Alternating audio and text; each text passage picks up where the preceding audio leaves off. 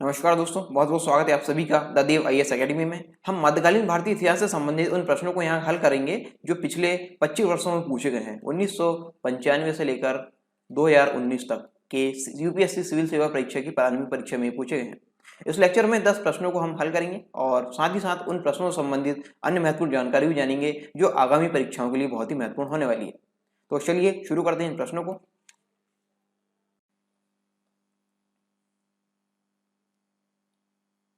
अगला सवाल हम देखते हैं, सिख गुरुओं से संबंधित निम्नलिखित कथनों पर विचार कीजिए। 2004 में पूछे गया सवाल है। यहाँ पे कथन दिए गए, इन पर विचार करना है और बताना है इनमें से कौन से सही है, कौन सा है, कौन से यहाँ पे सही है। पहला कथन यहाँ पे है, बंदा बहादुर को तेग बहादुर ने सिखों का सैन्य प्रमुख नियुक्त किया। दूसरा कथन, गुरु अर्जुन देव सिखों के गुरु गुरु रामदास के पश्चात बने। तीसरा कथन यहाँ पे है, गुरु अर्जुन देव ने सिखों को उनकी अपनी लिपि गुरुमुखी दी। ठीक है, 3 कथन यहाँ पे दिए गए। इसका आंसर सही वाला है बी, यानी ऑप्शन जो कथन यहाँ पे दूसरा है और तीसरा है वो सही है, यानी ऑप्शन यहाँ पे यानी जो विकल्प है वो दूसरा यहाँ पे सही है, बी वाला है। ठीक है, आंसर है इसका बी। ठीक है, जानते हैं और इसके बारे में।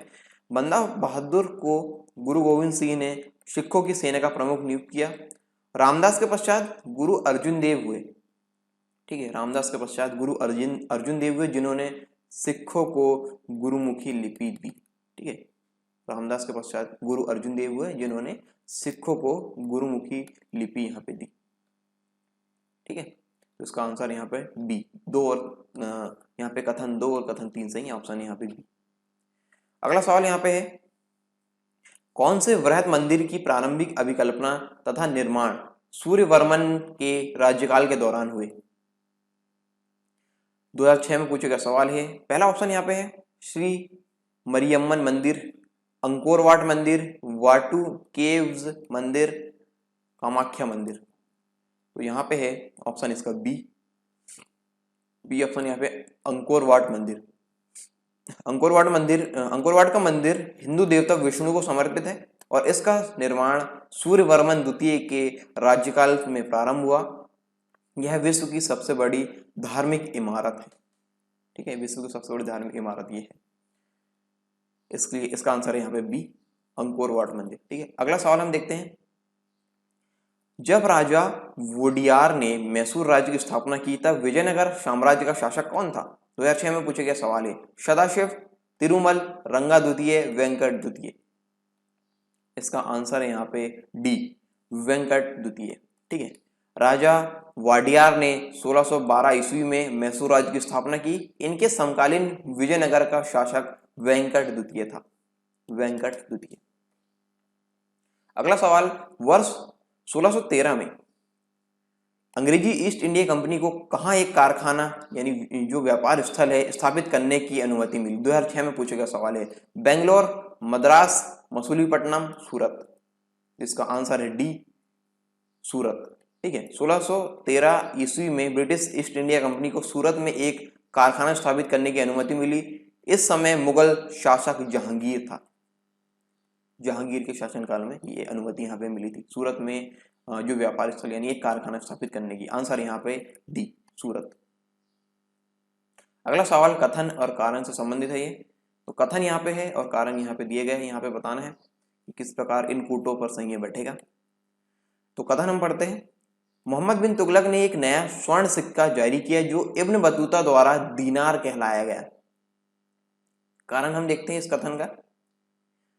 मोहम्मद बिन तुगलक पश्चिम एशियाई तथा उत्तरी अफ्रीकी देशों के साथ व्यापार में अभिवृद्धि के लिए स्वर्ण सिक्कों की टोकन मुद्रा जारी करना चाहता था। 2006 में पूछे गया सवाल है। यहाँ पे कथन जो यहाँ पे दिए गए ऑप्शन ए और आर दोनों सही हैं।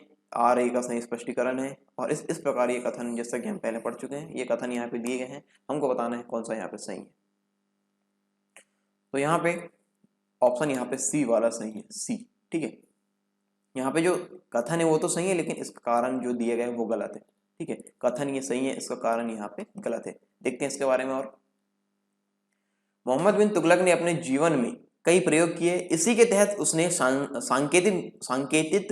सांकेतिक मुद्रा जारी करने के लिए कांसे के सिक्कों का प्रचलन प्रारंभ किया। ये इसकी घोर असफल योजनाओं में से एक थी। ठीक है, तो इस प्रकार इसका आंसर यहाँ पे सी वाला कथन ए सही है, परंतु आर जो कारण है इसका जो दिए गए वो यहाँ पे गलत है। अगला सवाल, दिल्ली की राजगद्दी पर अफगान शासकों के शासन का निम्नलिखित में से कौन सा एक सही कालानुक्रम है? 2006 में पूछा गया सवाल है, यहाँ पे कालानुक्रम यहाँ पे पूछा गया है दिल्ली की राजगद्दी पर अफगान शासकों के शासन का। सिकंदर शाह, इब्राहिम लोदी, बहलोल खान लोदी।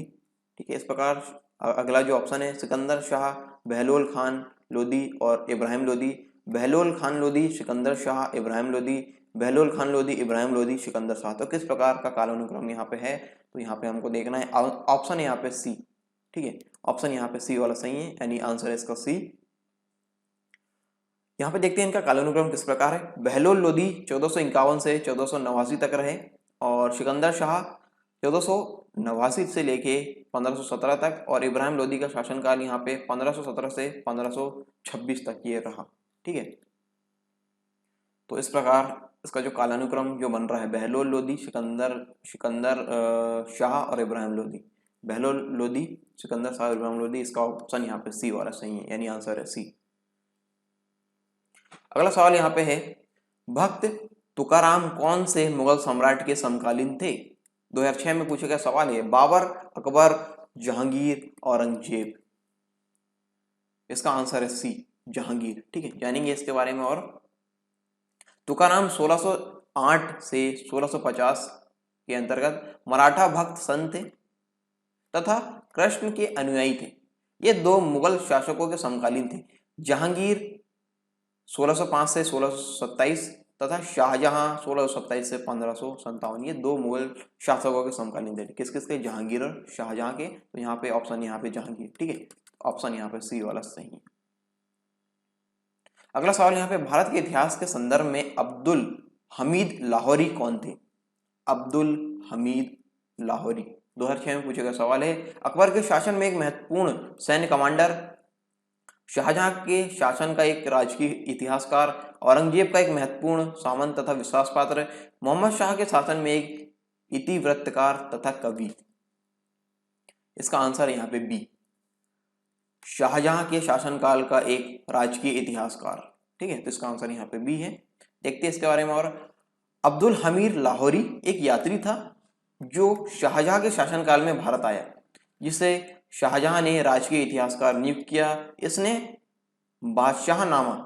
बादशाहनामा पुस्तक की रचना की, जिसमें शाहजहां के काल का विवरण है। बादशाहनामा। ठीक है, इस प्रकार इसका आंसर है बी।